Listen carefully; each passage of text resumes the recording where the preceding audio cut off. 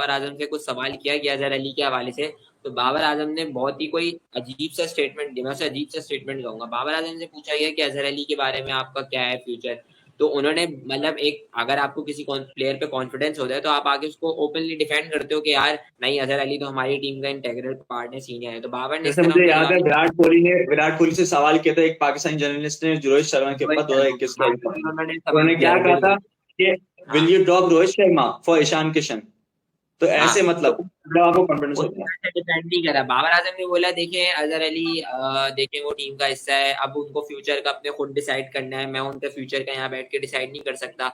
तो काफी मुझे जो है ये स्टेटमेंट जो है ना काफी अजीब सा हाँ, लगा और काफी रिग्वेस्ट लगा। तो मतलब अगर चेंज मतलब हो और देखो सकता है इस अफान, टेस्ट में यही देखें। मुझे सबसे ज्यादा मसला लग रहा है इनकी स्टेटमेंट में। देखो बाबर आजम का एक ने स्टेटमेंट तो दी है, लेकिन मुझे जहां तक लग रहा है ना कि पाकिस्तान में कोई भी प्लेयर इस वक्त टीम के लिए नहीं खेल रहा, हर कोई अपनी पोजीशन बरकरार करने के लिए खेल रहा है। क्योंकि आप देखो, आपके पिछले एक साल 1.5 साल उठा के देख लो, कोई भी पाकिस्तान की फिक्स प्लेइंग 11 हमें नजर नहीं आई। अभी भी आप देखो, नसीम शाह, हारिस रऊफ है, नसीम शाह फिर बाहर हो गए, ठीक है, हारिस रऊफ फिर बाहर हो गए, अब कोई फोर्स चेंज आएगा, कोई नया लड़का खेलेगा। तो आपको एक, जैसे ऑस्ट्रेलिया है, न्यूजीलैंड है, इंग्लैंड इंग्लैंड तो चलो, ऑस्ट्रेलिया न्यूजीलैंड की मिसाल देते हैं, वो एक फिक्स प्लेइंग 11 एक दो चेंज किया, जैसे स्कॉट बॉलेंट आ गए या फिर अभी पैट कमिंस बाहर हुए, तो वो 150 किलोमीटर वाले फास्ट बॉलर को लिया है। मतलब एक दो चेंजेस होते हैं। लेकिन पाकिस्तान में मसला ये है, कभी 2 का डेब्यू, कभी 3 का डेब्यू।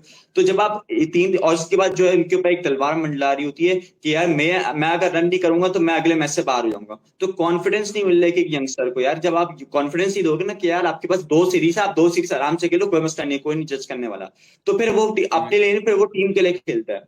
तो आप यही देखो, बिल्कुल। यहाँ पे देखो, आप अजहर अली को देख लो। अजहर अली भी जो बाबर की स्टेटमेंट आई है ना, इससे और कॉन्फिडेंस शटर करेगा उनका। क्योंकि अजहर अली के पास अब कॉन्फिडेंस नहीं है, उनको लग रहा है कि उनकी जगह पोजीशन खतरे में नहीं है, तो क्या करेंगे फिर, वो अटैकिंग क्रिकेट तो वैसे नहीं खेलते, तो अब वो वैसी ड्रॉ माइंडसेट की तरफ जाएंगे कि यार मैं अपनी वही सेंचुरी करूँ, 300 बॉलों वाली, 400 बॉलों वाली सेंचुरी करूँ। यही हाल इमाम बिल्कुल। उल हक के साथ, चलो इमाम उल हक के साथ तो नहीं कहूंगा, लेकिन मैं इसके साथ अपना अपना ये सऊद शकील है, सऊद शकील के साथ भी यही होगा, आप देख लीजिएगा। सऊद शकील भी पूरी जो असल पोटेंशियल है सऊद शकील का, जो हम लोग कायदे आजम ट्रॉफी में देखते हैं, वो उस पोटेंशियल के साथ नहीं खेल सकता। तो बाबर आजम को भी कॉन्फिडेंस देना पड़ेगा भाई, कि आपके पास ये स्लॉट, ये कोटा पूरा इस्तेमाल करो, जब भी आप कर सकते हो हम्म, अपने यंगस्टर को। मुझे इंग्लैंड की प्लेइंग 11 के बारे में बताएं जो उन्होंने एक दिन पहले ही अनाउंस कर देते हैं। लिविंगस्टन की जगह मार्कवुड है। तो मार्कवुड जो पाकिस्तान के लिए लिमिटेड फॉर्मेट के अंदर एक क्रिप्टोनाइट बने हुए हैं, खासतौर पर हमारे जो टॉप ऑर्डर है। लेकिन इस दफा जो है मैं ये देख रहा था अफान के, मार्कवुड जो है एक इंजरी से कम वापस आ रहे हैं दोबारा। और जब भी कोई बिल्कुल। बॉलर इंजरी से वापस आता है तो उसको थोड़ा सा टाइम लगता है सही अपने पीक परफॉर्मेंस देने में। लेकिन मसला ये है कि मार्कवुड, आपको पता है, इस पिच के ऊपर जहां पे स्पिनर्स के लिए असिस्ट है इस पिच पे, तो मार्कवुड मुझे जहां तक लगता है इतने कोई प्राइमरी रोल अदा नहीं करेंगे, सेकेंडरी रोल अदा करेंगे। सही। क्योंकि यहाँ पे आप देखो, बेन स्टोक्स हैं, ऑली रॉबिन्सन है, जेम्स एंडरसन है, और चौथा इनका फास्ट बॉलर आ गया एक मार्कवुड। ठीक है, मेरे हिसाब से मार्कवुड को लाना फजूल आइडिया था इस पिच के ऊपर लाना। इससे बेहतर है आप किसी एक स्पिनर को इंट्रोड्यूस करवाते तो वो ज्यादा बेहतर होता। क्योंकि देखो, पाकिस्तान की कोई प्लेइंग 11 अनाउंस हुई नहीं है इस वक्त, वो भी जो है, मैं खबर कल ही या ऑन डे ही करेंगे या फिर एक दिन पहले ही करेंगे अनाउंस। तो हाँ, तो फिर पाकिस्तान को भी देखना पड़ेगा यार कि आपके पास जो है एक जाहिद महमूद ने, नो डाउट मैं बोलता हूँ कि बहुत बेहतर बॉलिंग की है, अपने आप रन्स को छोड़ें, बाकी चीजें देखें उनकी, उन्होंने क्रूशियल विकेट सेकंड इनिंग्स में भी निकाल के दी आपको। तो पाकिस्तान को मेरे हिसाब से, अब देखिए हारिस रऊफ की जगह ये लोग किसको लेके आते हैं, हमने सुना है हसन अली को लेके आ रहे हैं। अगर ये हसन अली को लेके नहीं आ नहीं, रहे हैं तो फिर, नहीं आ रहा है कोई।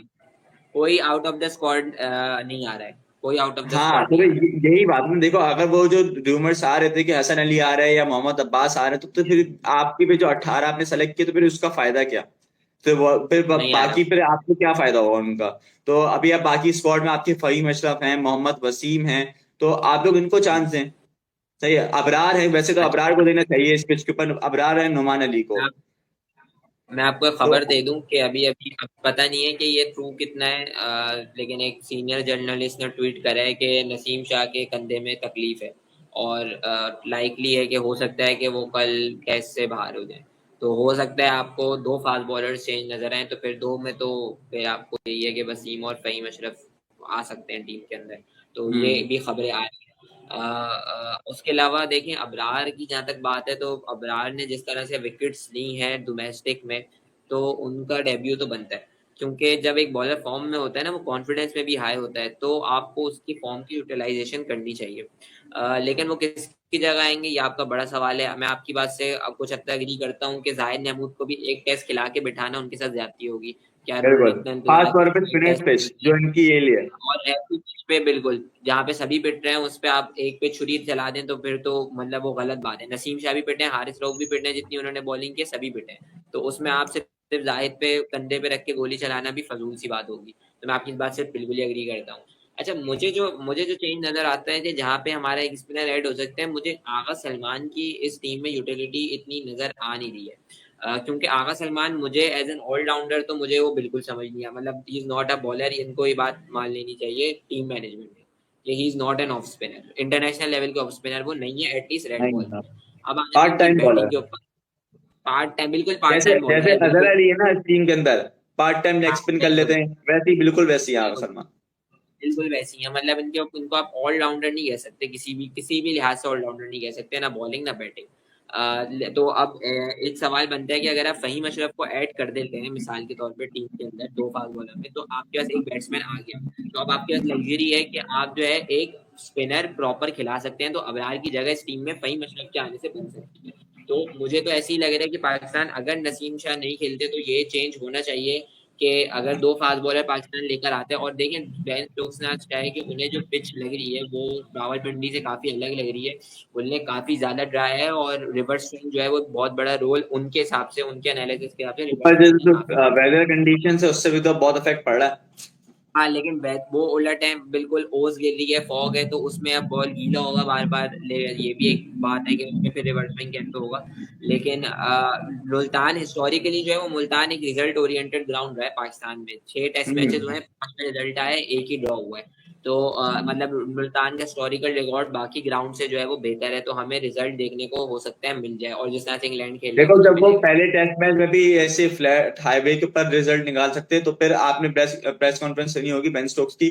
वो तो बोल रहे हैं कि भाई हम लोग इससे ज्यादा एग्रेशन से आ सकते हैं, हम लोग जैसे मैंने थंबनेल के ऊपर भी डाला है। बेन स्टोक्स ने कहा है कि भाई हो सकता है हम लोग फर्स्ट डे से इतनी हार्ड हिटिंग करें कि हमें पहले दिन ही डिक्लेयर ना करना पड़ जाए।